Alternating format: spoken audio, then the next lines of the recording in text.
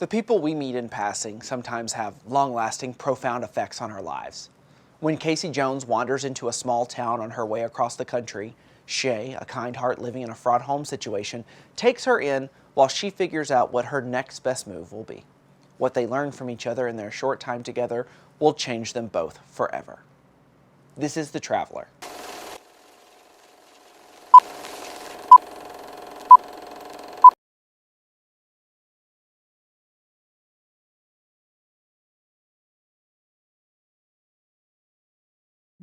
Hello, I'm John O. Mitchell, and I am here with Mya Morton, the writer and director of The Traveler. The Traveler was an official selection of the 2021 Out on Film Festival. Hello, Mya. Hi. Tell us about The Traveler. So The Traveler is about a young lady, Casey Jones. She is en route to go to Arizona to reconnect with a loved one. In that journey, her car ends up breaking down, and she runs into Shay Michaels. Shay Michaels, she kind of takes her in. They create a little friendship, and she's just trying to help her on the next bit of her journey while she's in town.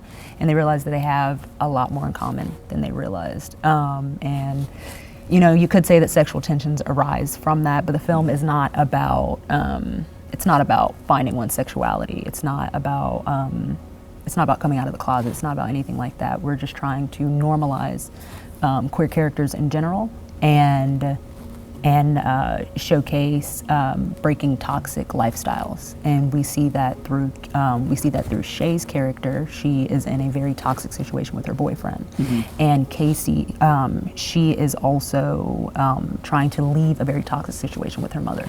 So, what have you? Classic Shay. I just asked you a question. I said, have you? Can you look at me in the eye when you speak? I said, have you? What the f do I do? You're the one that just stands here and gets me pissed. Don't act dumb. I'm really interested to know what ideas sort of inspire you. So for that project in particular, I was really battling with the idea of we meet people for a reason, a season, or a lifetime. In this particular film, they are meeting for a reason. And that was just something that in my life at the time that I was kind of going through, and I wanted to have a film about emotional growth and normalization for queers. How do you translate those personal experiences you have into a film like The Traveler?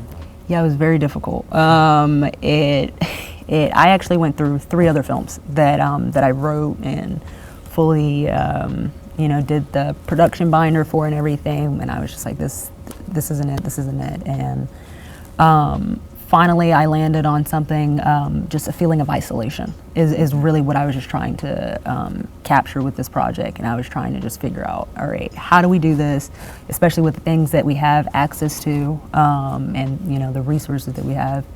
And thankfully I was able to come out with this, with the reason, season, or lifetime.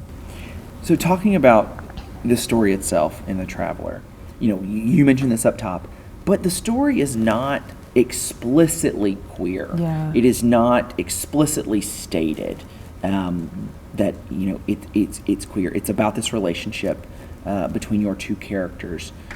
There's a lot of sapphic yearning. There's a lot of sexual tension. So tell me, how does queerness inform the story, specifically in their relationship? For that, I was trying to be very intentional with, I just wanted it to be about the characters, not about their sexuality at all.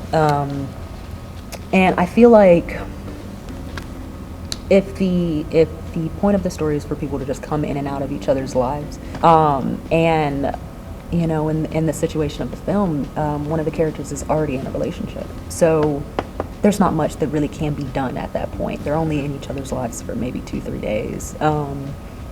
So I just felt that it was the most natural to just have it where they're just, regularly communicating.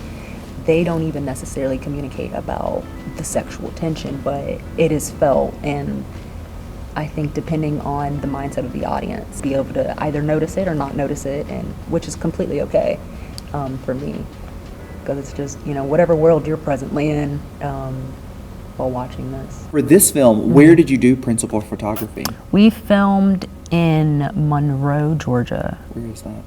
That is not too far from Conyers. It's a little bit further than Conyers and Loganville, I want to say, but it is east of Atlanta, about an hour. How many days did it take to shoot?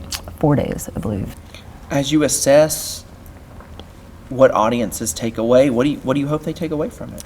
I hope they take away emotional growth, breaking toxic cycles, and just normalization of, queer content in general.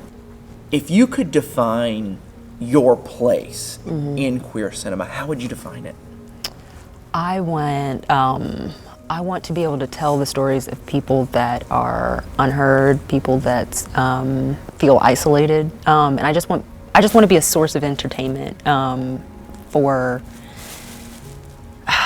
all types of films. But I just feel like the queer community within cinema is so strong, in the sense of whenever there is a queer character in a TV show or in a movie, you will find a plethora of stan fans that are clearly just so hungry for the content.